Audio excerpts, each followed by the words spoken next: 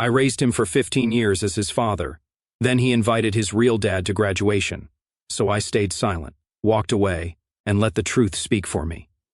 He was wiping barbecue sauce off Tyler's chin when the boy was 5. Sat through 12 school concerts, each more tone-deaf than the last. Learned the difference between Minecraft and Fortnite just to keep up. He was there when Tyler's appendix decided to explode on a Tuesday night, and when a classmate shattered his confidence by calling his science project cute. Gerald was the emergency contact, the shoulder, the ride, the guy behind the camera, and the wallet, and the whole damn curtain. For 15 years, he was dad. So when Tyler looked across the dinner table that evening mid-bite, chewing like nothing monumental was coming, and said, "I am inviting my real dad to my graduation," Gerald thought he misheard. Tyler kept going unfazed. "You can just come as a guest or whatever." Gerald blinked. The air in the room turned syrup thick. Denise froze, fork hovering between plate and mouth. Her eyes darted between them, silently screaming, "Please do not." He put his knife down, wiped his hands on the napkin. "You are serious?" Tyler shrugged. "He is my real father. I mean, biologically, it just seems right." A heartbeat passed, then another. Gerald smiled, or something close to it. "Got it. No plate thrown, no voice raised, just that quiet. Got it. Slicing cleaner than any argument would have. And if you have made it this far, hey, I know 98% of you are watching without hitting that subscribe button. We are trying to hit our first 10,000 subs ever. It means the world to our little team and keeps the stories coming hotter than Tyler's betrayal. So, if you want to help us keep roasting like this, you know what to do. Thanks." Back at the table, Denise was still staring. She opened her mouth once, then shut it. She reached for his hand under the table, but he was already standing, collecting plates like it was just another Tuesday. Tyler did not notice. He was too busy checking his phone, probably waiting for a text from real dad. In the garage later, Gerald stood by the old fridge, the one with Tyler's preschool finger paintings still magnet pinned under fading best dad badges. He stared at them longer than he meant to. One drawing, a crude stick figure family, had Gerald in the middle, comically tall with Super Dad written in crayon over his head. He peeled it down gently, folded it twice, and slipped it into his jacket pocket. He did not sleep that night. Not from heartbreak, but from recalibration. Something had shifted. Not broken, not snapped. Just shifted, like tectonic plates moving silently underfoot, rearranging the landscape with no warning. In the hallway, Denise whispered, "He does not mean it." Gerald looked at her, jaw tight. "It does not matter." He said it. Denise started to cry, but he did not reach for her. Instead, he turned to the small safe at the back of the closet, the one he had not opened since Tyler turned 18. As the click of the lock echoed into the silence, so did something else. Finality. The hinges creaked like they had not been touched in years, which they had not. Gerald sat on the floor of the walk-in closet, cross-legged in sweatpants, surrounded by shoeboxes full of receipts, winter boots no one wore, and a decade's worth of dust. The safe was not big. It was a nondescript gray block tucked behind Denise's luggage when he bought the same month he legally became Tyler's father. His fingers hesitated over the combination lock. He remembered it by muscle memory more than thought. 0503. Tyler's birthday. Fitting, ironic, almost theatrical. Click. The door swung open. First came the paperwork. The adoption certificate with his signature next to Denise's. Both lines a little shaky from the courtroom nerves that day. Tyler had been 3. He barely understood what it meant. But Gerald remembered how tightly the boy had clung to his neck that afternoon, too young to articulate why the judge had called him dad, but somehow understanding that everything was about to feel more permanent. Next, the bank ledgers. Years of tuition payments, pediatric bills, sports fees, the orthodontist from hell, all paid without a second thought. Gerald flipped through them slowly, each one a quiet reminder of sacrifice that Tyler never asked for, but never questioned either. That was the job. You give. You give quietly. Then the letter. God, the letter. It was dated 6 years ago. Tyler had just turned 12 and started to ask those fidgety preteen questions about his real dad. Gerald had sat down that night to write him something, anything that would prepare him for the day he might go looking. He never gave it to him. Denise had convinced him to wait. Let him be a kid, she said. Do not plant seeds he is not ready to grow. But now that letter was the root.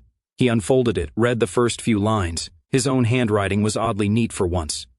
You are going to hear stories, and some of them will sound better than the truth, but remember I stayed. Gerald exhaled slowly and folded it back up, slid it into the envelope first, like a base layer of insulation. Then he turned to the file cabinet in the garage, opened the bottom drawer, pulled out the newest document, a copy of the revised trust. Tyler's name was still on the header, still listed as a potential heir.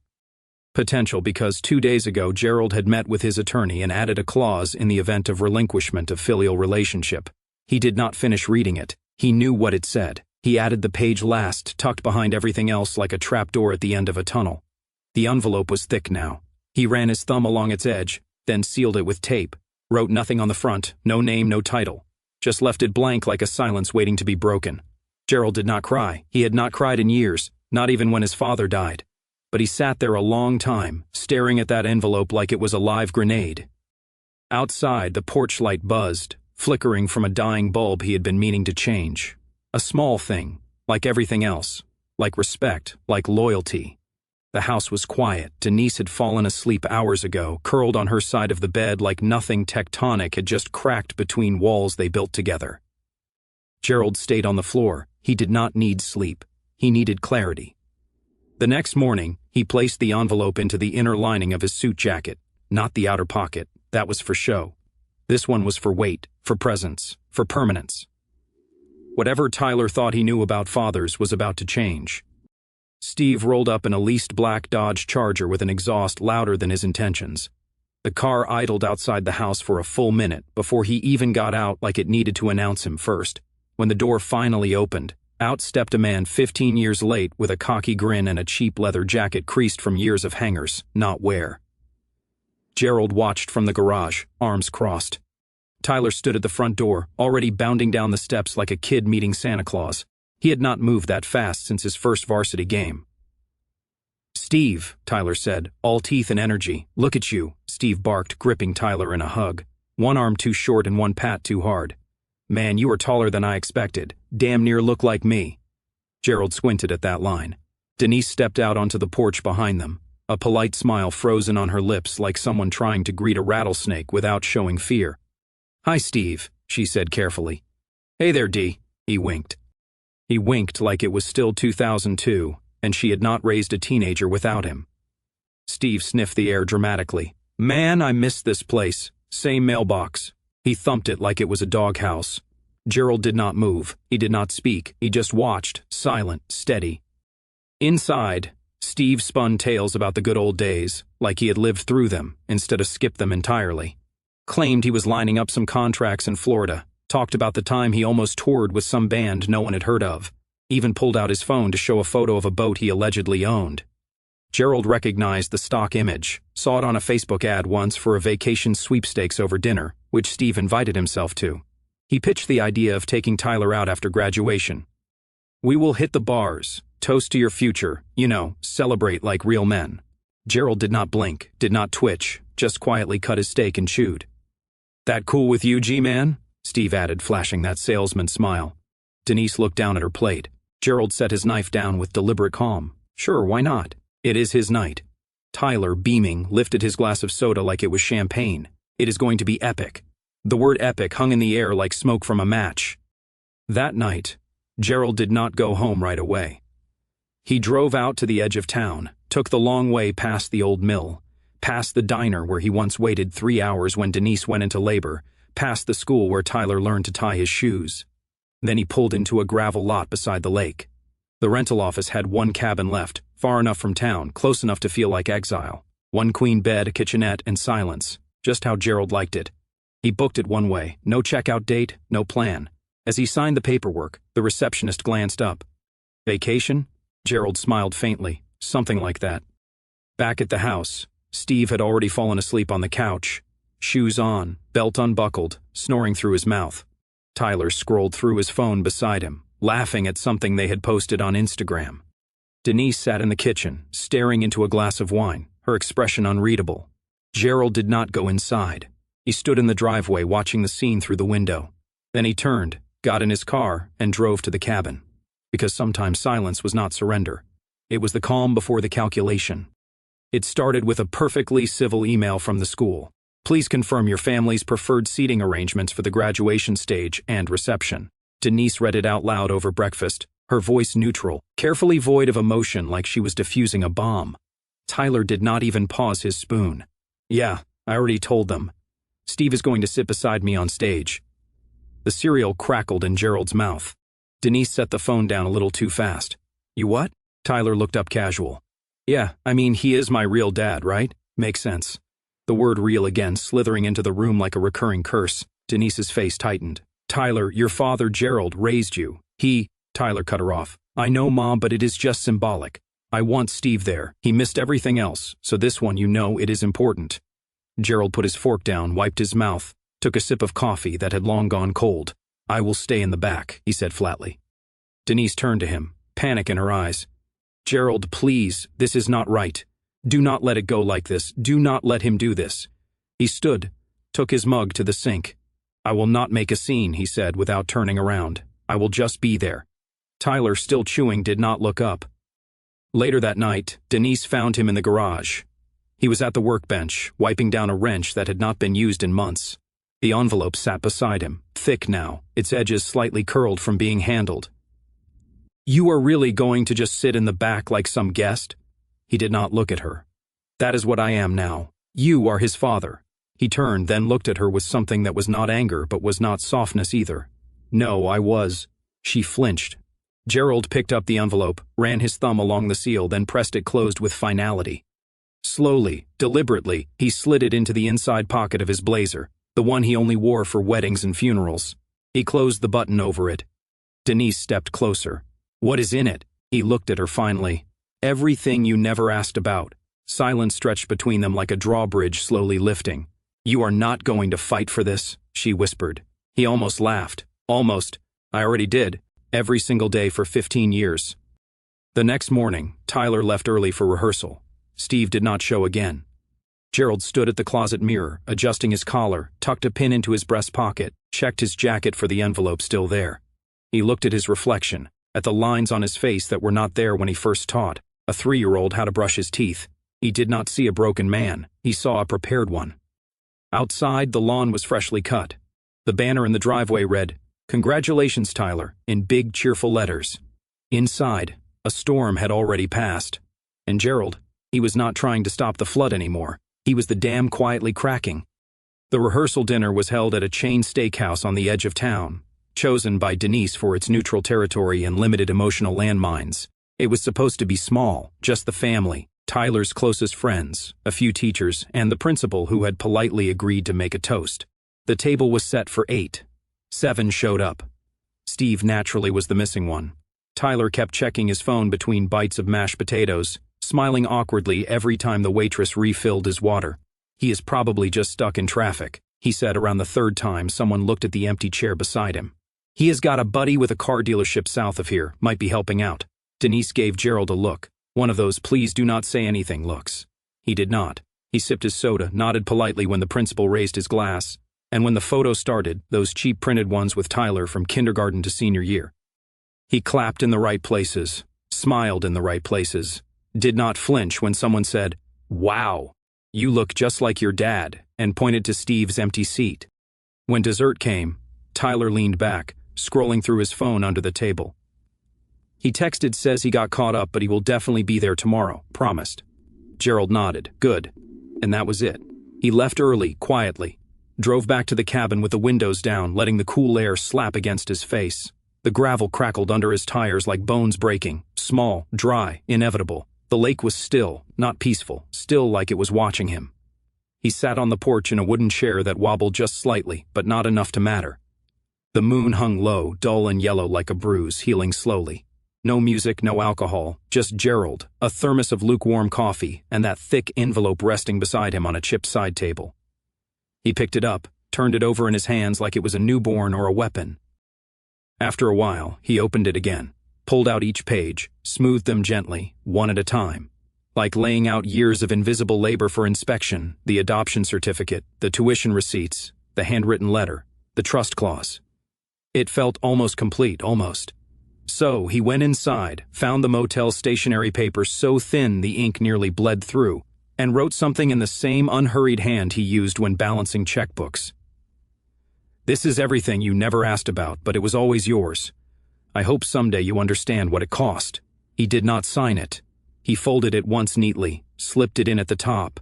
Then he resealed the envelope and leaned back in the chair, hands crossed over his chest. No sadness, no regret, just quiet understanding. Tyler had made a choice. So had Gerald. The only difference was Gerald's came with documentation. The auditorium smelled like a mix of fresh carnations, hairspray, and anticipation. People were packed elbow to elbow, camera flashes popping like popcorn. Parents waved wildly from the seats like stranded castaways trying to flag down a rescue plane. Names were being read one after another in sharp cadence, each followed by a polite roar of applause. Denise sat 4 rows from the stage, perched on the edge of her seat, knuckles white on the armrests. Her carefully done makeup could not quite hide the tension climbing up her neck like ivy. Every 2 minutes, she looked toward the side entrance. No Steve Tyler was in the front row with the rest of the graduates, his maroon cap already tilted slightly to one side. He was trying to look calm, legs stretched out, arms crossed, but every 10 seconds he peeked at his phone, swiping the lock screen to refresh a notification that was not coming. Gerald was in the very last row, alone. The only man in a blazer, while most dads had gone full summer casual. His jacket was buttoned, the envelope pressed snug against his ribs like a second spine. He did not wave when Tyler glanced his way, did not smile, just sat upright, unmoved. The name reading droned on. Denise leaned toward the principal at one point, whispering something with a forced grin. A teacher patted her on the arm, sympathy and formal wear. Tyler kept checking the side door. Still no Steve, still no real dad. Finally, the announcer cleared her throat and called, "Tyler Richards." The auditorium erupted. Cheers, claps, camera shutters. Tyler stood, straightened his gown, cast one last desperate glance at the door empty, and then he walked across the stage, smile plastered on like a borrowed face. Someone shouted his name from the back, one of his buddies from the basketball team. Gerald did not move until Tyler reached center stage, shook the principal's hand, and posed for the photo with his diploma. Then, with the silence of a decision already made, Gerald rose from the last row. He moved through the aisle slowly, each step unhurried, not theatrical, not angry, just deliberate.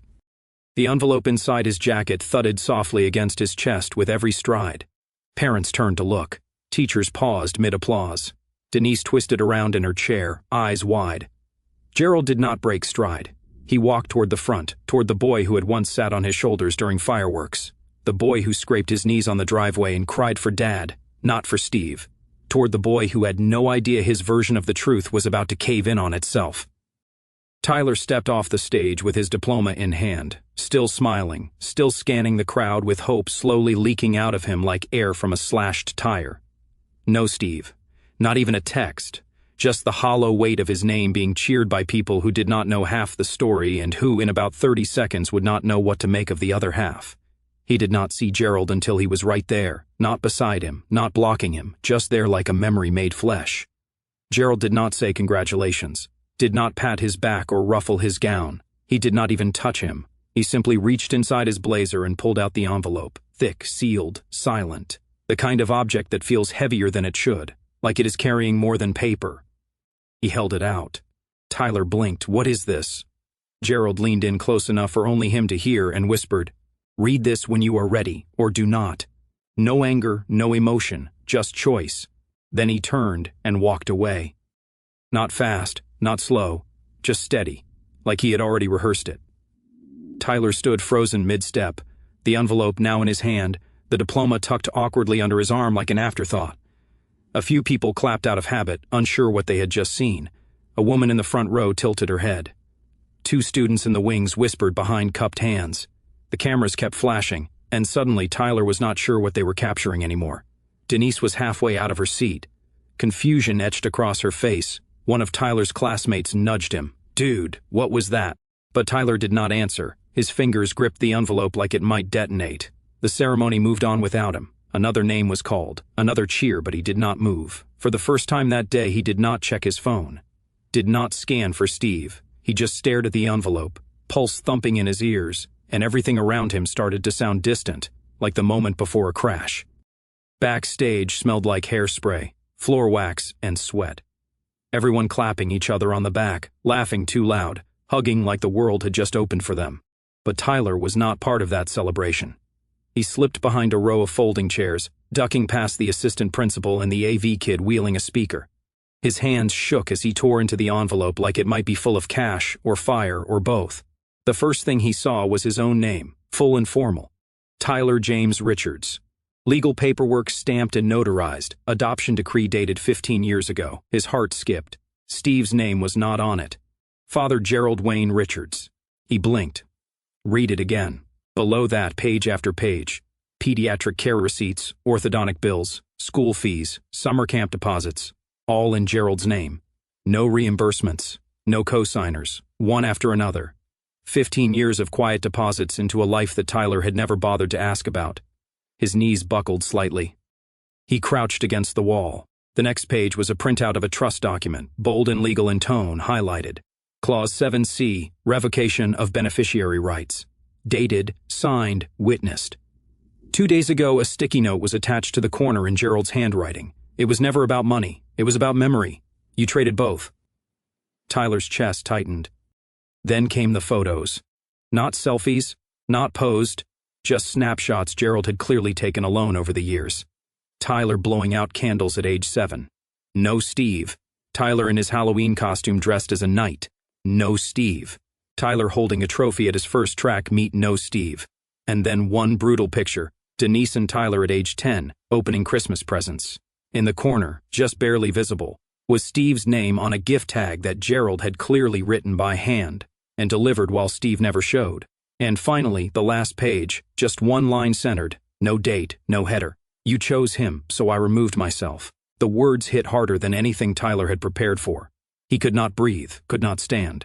The noise of the crowd outside faded into a buzz, replaced by the pressure inside his chest, like everything he thought he understood had collapsed inward. He had wanted a headline, a name, a title. Real Dad, something to look cool in photos. Instead, he burned the only man who ever stood in the fire with him. He clutched the envelope like a life raft that came too late. Steve had not shown again, but Gerald had, until now. Tyler burst through the auditorium's back doors like something was on fire.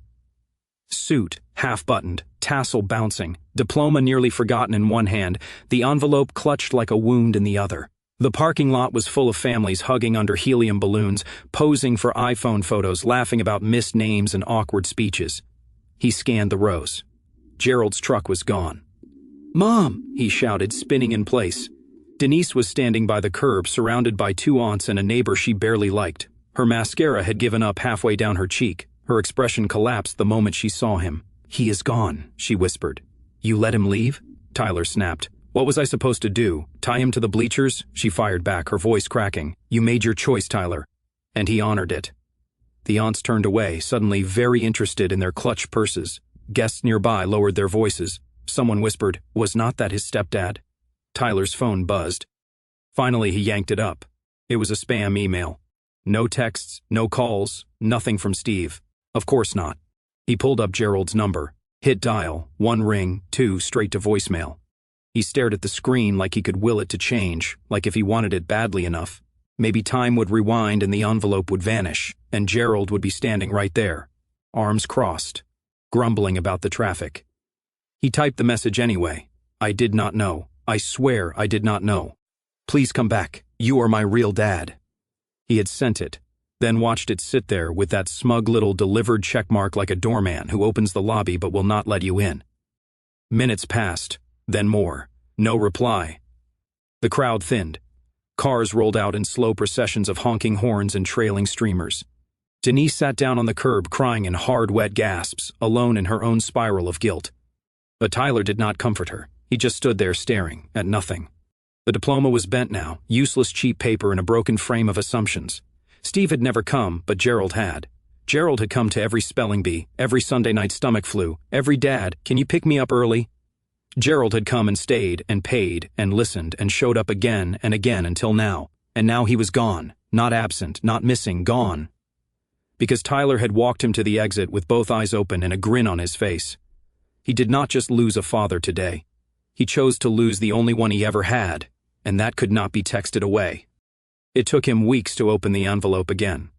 It sat on his desk like a warning label, like something radioactive sealed in manila paper. He could not look at it without his throat tightening, could not touch it without his fingers going cold. He told himself he had already read everything inside, that the damage was done, that what Gerald wanted him to know had already been said in ink, in silence, in absence. But on a rainy Thursday evening, 3 weeks after graduation, the envelope caught the corner of his sleeve and hit the floor. It slid open slightly on impact. A page peeked out, one he had not seen before, folded in thirds. Old paper yellowed at the edges. His heart jumped before his fingers did. He sat on his bed and unfolded it slowly, like opening a wound that had scabbed but never healed. It was not typed. It was not dated. The handwriting was careful, except near the end where the lines had started to tremble. I do not need thanks. I do not need a Father's Day card or a mention in your bio. I just need you to remember who stood by you when no one else did, who filled out the emergency contact forms, who held the bike seat until you could balance, who did not leave even when he had every reason to. Tyler's vision blurred. You may forget everything I paid, but I hope you do not forget everything I stayed. At the bottom, in faint shaky ink, goodbye son, live well. That last line did not slap. It did not scream. It settled like dust, final and undisturbed. Tyler sat alone on the rusting bleachers behind the high school that night, put up against the drizzle. The letter in one hand and his future in the other. And for the first time in his life, no one to call. No applause, no audience, just a boy who thought he was a man until a real one walked away.